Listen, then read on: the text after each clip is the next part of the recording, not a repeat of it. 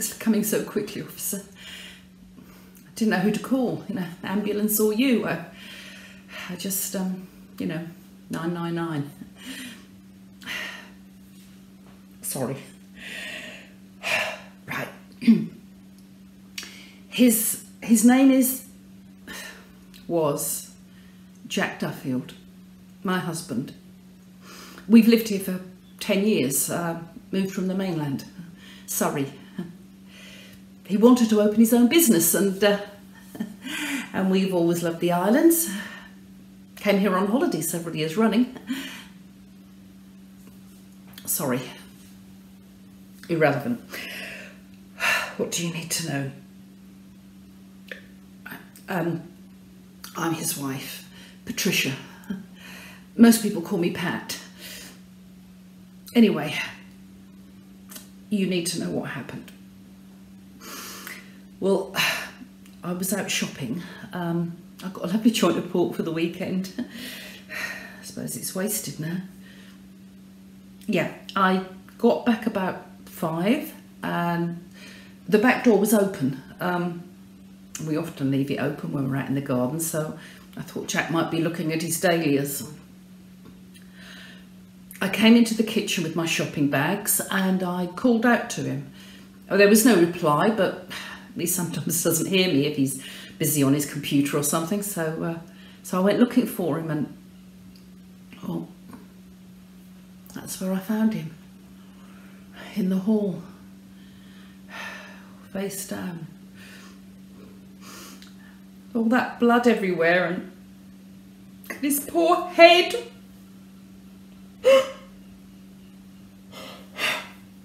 Sorry. A bit upset.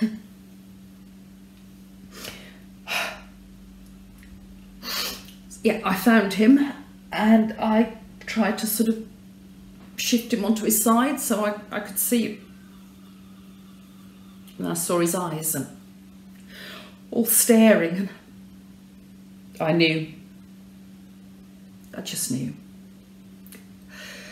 So then I rang 999 and called you. And the paramedics came really quickly, but I knew it was no good. So did they. I mean, they were great. They said they tried to, but he was gone. Half an hour or so before I got home, they reckoned. And it was only after they'd gone and I was waiting for the undertaker that I saw the mess in the living room. I'll take you in and show you. The vase that was normally on the hall table was on the floor in there. I've left it where it was. I mean, it's pretty heavy, so I thought it might be used to, you know. And the drawers open and stuff everywhere all over the floor. I mean, somebody was clearly looking for something. And I think I know what it was. And they won't have found it because it's safe in the bank. Thank goodness Jack put it in there. Or sorry, what?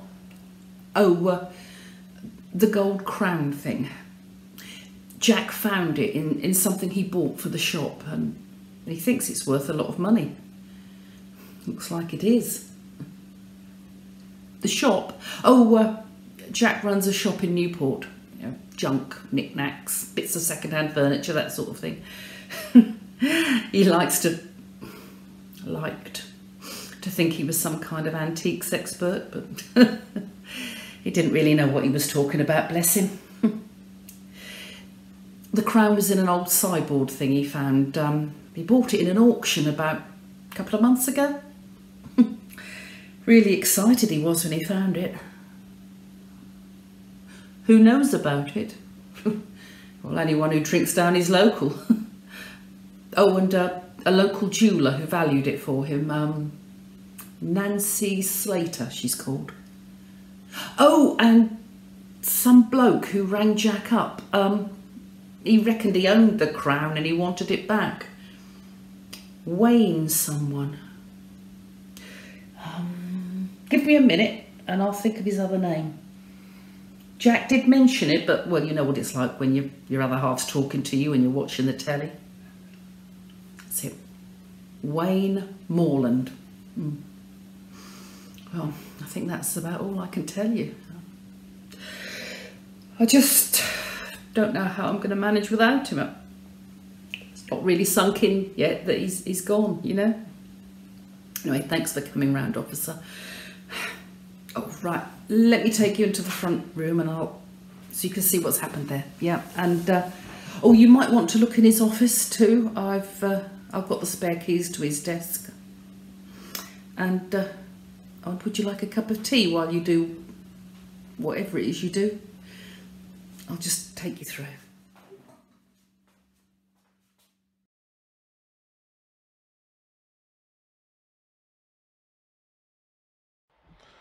Ah, God, give me a pint. Just had the cops round me house. I knew they'd be straight round to me, but I never had anything to do with it. Yeah, I know I only got out of Nick a week ago, and between you and me, I was round his house yesterday. But I never killed the bloke. He was dead when I got there. Swear on my mother's life. What I want to know is, what's he done with my gold coronet? Should have come to me after my great Emily died, but of course I was otherwise engaged when she popped her clogs. So my solicitor wrote to the company and arranged the auction of her goods and told them the big oak sideboard was mine. Ha! Call themselves professionals? Bloody idiots. They only went and sold it, didn't they? Tudor it is.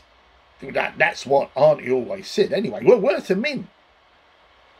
But that's not the important bit. It's what's in it. Of course, he didn't know it when he bought it. Not till he got it back to his shop and opened it. Then he must have seen it. The gold coronet. Auntie said it belonged to some ancient queen of the island.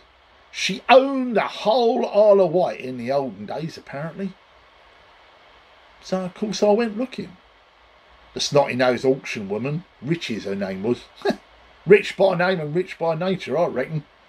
Wouldn't tell me who bought it, first of all. Even had the bloody cheek to say she didn't remember my solicitor's letter. So I told her, check your bloody files, I said. And she did. And there it was. But she still wouldn't tell me who got it. Confidential information, she said. Confidential, anyway. I had to get a bit heavy with her. You know, threatened her with a fist. Picked up the candlestick thing on her desk. Nearly shit herself. Ha! She came across with her confidential stuff then, all right. So, yeah, I went to his shop, went to see him. And there it was, the sideboard, in the window. So I knew he still had that. But I couldn't see him. The shop was shut. Lockdown. See, not an essential business, you see. Essential for me, though. So I copied the phone number down from the notice on the front door and rang it. Some toffee-nosed woman answered, his missus, I think. I was all polite, though. Just said I was interested in some pieces I'd seen in the shop. She said, pop round to the house after 4. This was yesterday. And he'd be home. So I did. Walked straight into the house. Back door was wide open and called out, anyone at home? No answer, so I walked through. And there was this bloke lying face down on the floor. If he wasn't dead, he was pretty badly hurt. Someone had bashed the back of his head in with something pretty heavy. So I thought, this is not the place I need to be right now. Well, I did have a quick look round in the living room in case the coronet was in there, or there was some paperwork if he'd sold it on or something, but I got out of there as quick as I could. And this morning, there are the cops on my doorstep asking me to accompany them down to the station, etc., etc. I told them what I knew. Well, I'm pretty sure they didn't believe me. Wouldn't be the first time I've been fitted up, but this time I'm legit. That coronet belongs to me. And I want to know where it is, but I can't do anything about it or I'll land myself in even more trouble. God, God, I need a drink. Give me another pint.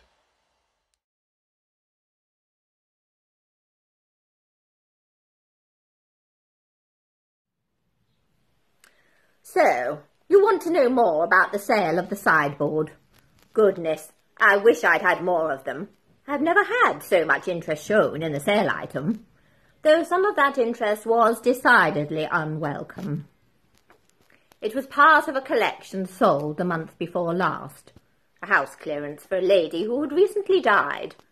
Most of her worldly wealth had been left to the local PDSA, and we were trying to get as much as possible from the few items of value she owned.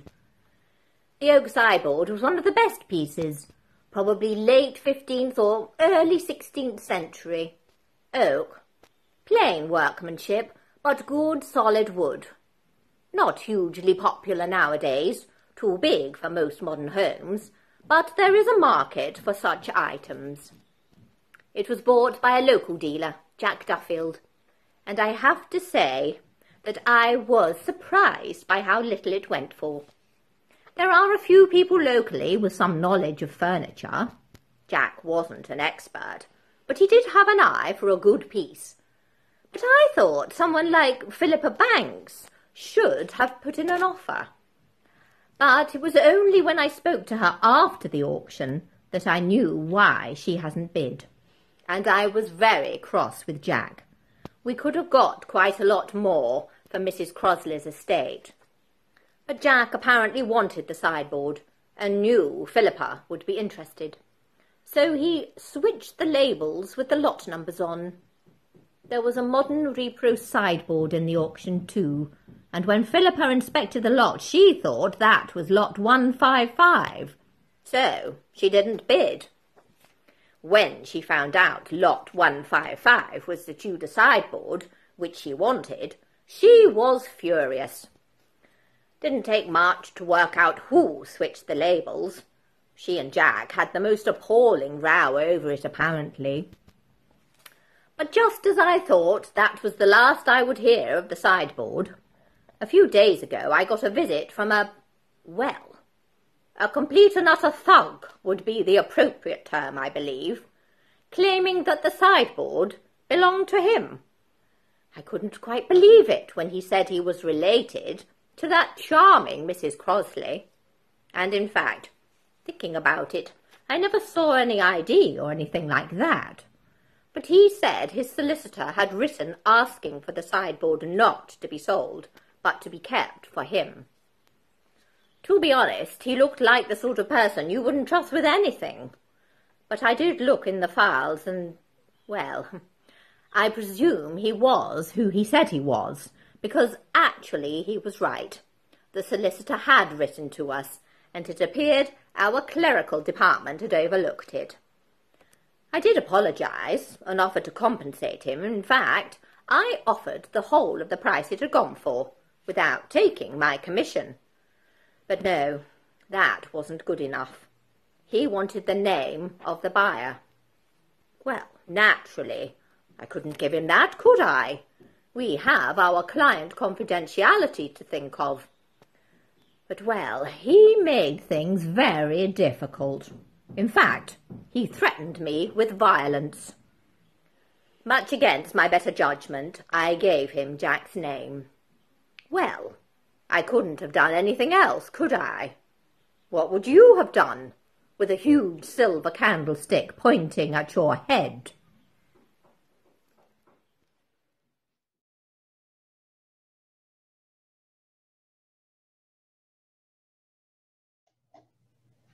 Jack Duffield? If I never see that man again, it'll be too soon. What? Dead? Oh no, that's too sad. His poor wife. I must send a card. Yes, okay, Miss Riches is right. We did have a falling out over a piece at the last auction, but that's no reason to want him dead. What was it? A heart attack? Double life finally too much of a strain? Murder? Oh, God. No wonder people are asking questions. The last time I saw him, though, was at that auction. I had a browse round before the bidding started, the way I always do, and I spotted a rather lovely Tudor oak sideboard. I'm currently working with Major Stanley and his wife, who have bought a Jacobean manor house, and I'm helping them to furnish it appropriately. That sideboard would go perfectly in their great hall, right period and everything. So I made a note of the lot number 267 and prepared to bid.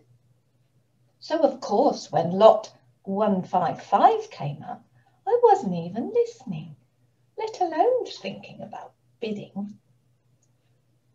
And it was only when I heard the words, Tudor oak sideboard sold to Jack Duffield, that I looked up. Because the sideboard I'd seen with 155 on it was a 20th century piece of crapola. Then I realised Jack had done the dirty on me.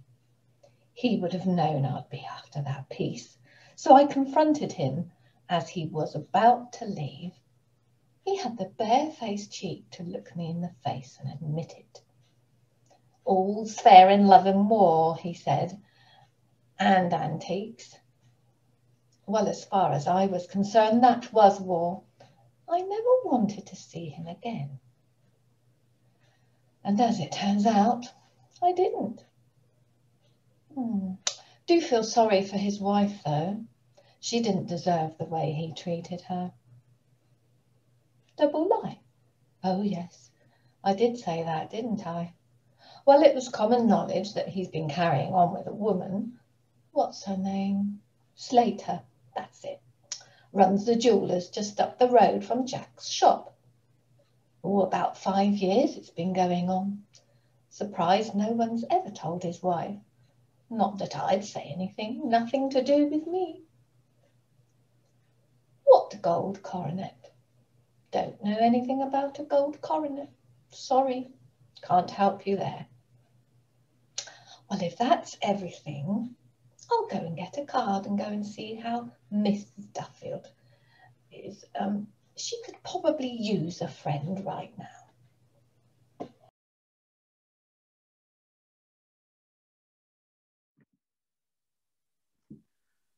Oh, Marie. Oh, thanks for calling. Yes, I've just heard. The police have been round my house asking questions. Well, I told them everything I could. Jack brought the coronet round last month when he found it. Said he thought it was probably gilt, a bit of costume jewellery. Maybe for a local play or something. So I told him, it's the real thing. I could see straight away it was 19-carat gold, real diamonds and rubies, very old. I thought medieval, but I'm not expert enough to date it. You enough to know that it should be taken to the real experts, though. So I advised him to take it to London, to Sotheby's or somewhere. So the next week, we went up to London. Yes, both of us made a nice little trip out. I like going to the mainland with Jack. Don't have to keep looking over my shoulder and to see if anybody's seen us together. You know. Anyway, we went to Sotheby's and the bloke there got quite excited, especially when we said we're from the Isle of Wight.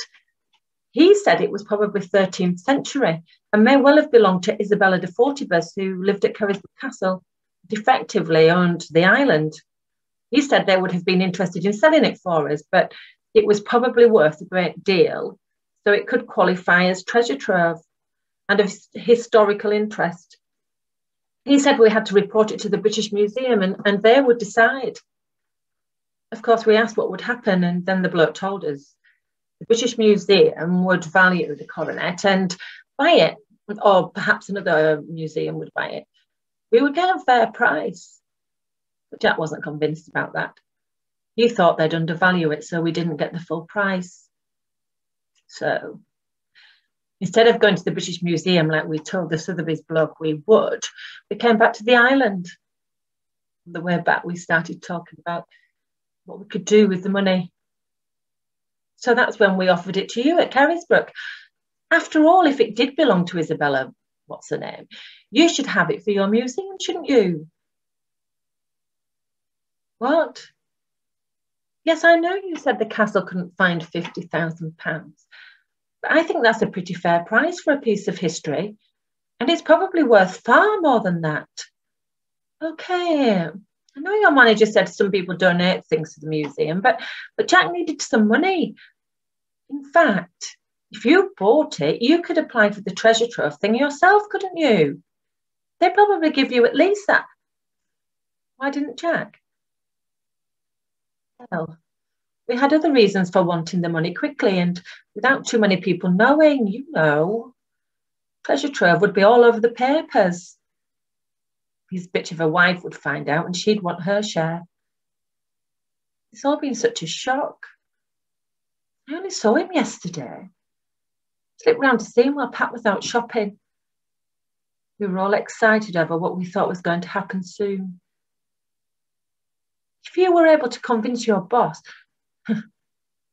not that it matters now, Jack's dead. My only comfort is that no one knows about us. The police haven't asked any questions, and they must have gone through his office by now. His secret phone that he used to call me is in the bottom desk drawer.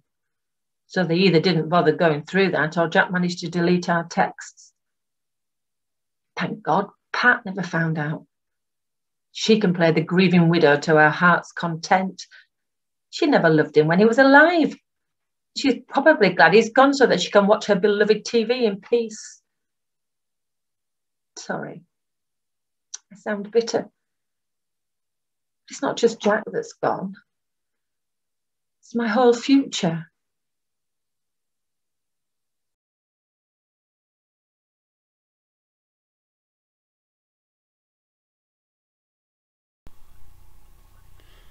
Oh, what a tangled web we weave, and there's been plenty of deceiving going on here, hasn't there? When I was asked to investigate the murder of Jack Duffield, I thought it was going to be pretty straightforward. Mrs. Duffield gave me some information that led me straight to a known criminal, and guess what? His prints were on the heavy vase that appeared to be the murder weapon, as well as on various items in the living room which had been trashed. So, of course, we asked Mr. Moreland a few questions, and he did admit that he had been to the house and that he had looked around. But he claimed the victim was already dead. Sounds like a lie, doesn't it? But actually, I believe Mr. Moreland. Why? Because he told us he was looking for the coronet that does indeed belong to him, and paperwork relating to said item. When we looked at the living room, not only were there open drawers and the vase with his prints on, but there was also a scroll of paper, a letter with Sotheby's logo on it relating to a coronet shown to them. And when I say a scroll, I mean it was scrolled as if it had been placed in something circular, like the neck of a vase. Perhaps for Mr. Moreland to find, ensuring his fingerprints would be on the murder weapon. Very clever. So, I ruled Mr. Moreland out, and who then might have tried to frame Mr. Moreland for a murder that they committed? We know Philippa Banks is not Mr. Duffield's best friend right now. In fact, she's very angry with him, because she would not have placed the letter from Sotheby's in the vase, because she didn't know about the coronet. Her dispute with Jack was over the sideboard he changed the lot numbers on. Similarly, Charlotte Riches was very cross that her auction had been nobbled and she had lost money for a client. But again, that related to the sideboard and not to the coronet. And there is no evidence that she was in Jack's house at any time. Unlike Nancy Slater, who was in the house not long before Jack was murdered, she slipped in to see Jack while Mrs. Duffield was out shopping, which would lead us to think that she was there just before Mr. Moreland arrived. We do know about the affair because we did find the phone in Jack's desk. In fact, Mrs. Moreland showed it to us. His secret phone, she said. However, Mr. Moreland arrived just after 4 p.m. as he'd been told to, and there was a text from Miss Slater on Jack's secret phone which read, "Lovely to see you, darling. Let's try to meet up again tomorrow if the old bitch goes out." The text was sent at 3 p.m. on the day of Jack's death, meaning they met over an hour before Mr. Moreland arrived. Yet, when the paramedics were called, they stated that Jack had been dead about half an hour, meaning he was killed literally a few minutes before Mrs. Moreland got to the house. It was also interesting that Mr. Moreland told us he had spoken to a woman when he called, and she had told him what time to arrive.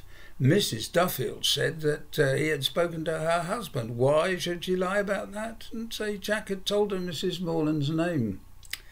I believe that this is what happened. Mrs. Duffield was all too aware of her husband's infidelity, and that he and Mrs. Slater intended to use the money from the sale of the Coronet to finance a new life together.